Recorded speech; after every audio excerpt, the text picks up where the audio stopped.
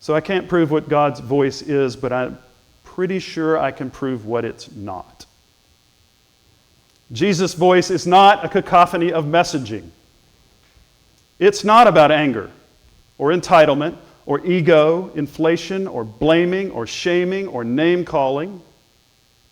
It's not about scarcity, fear, or revenge. It's not about legalism, destruction, domination, material excess in any form or fashion that feeds and leverages the idea that we somehow are not worthy, beloved, beautiful, capable, and important to God and everyone else. I wish we had a good scam filter for such cacophonies.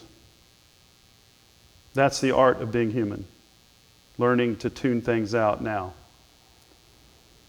There are legions of messages that prey on our vulnerable insecurity. So to hear Jesus' voice is to start screening that out and hanging up when we feel less than enough or self-righteous or indignant toward others. Hanging up when anything crowds out our call to love. All I can really say is it might be like those who describe when music comes together, when great barbecue hits the plate.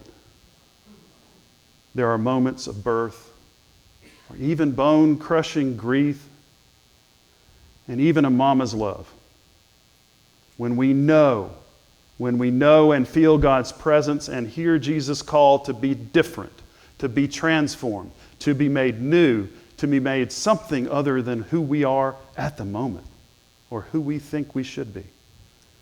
And in such liminal spaces, we taste and see,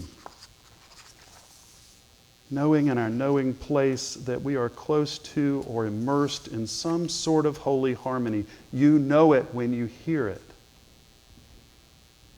So on my sabbatical, my sole goal is to listen for the Spirit, the Christ, the Creator's voice in a season of less interrupted time and space.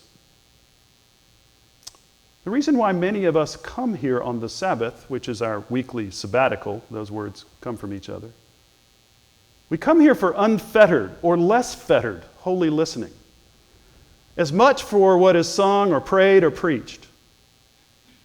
We come here to feel for God and with God, forgetting all the formulary thought or the burden of proof, and relearning and remembering who we are in whose we are. So as love's voice speaks into our space of belonging, listen. Hang up on all the other discordant clatter and take that call. Amen.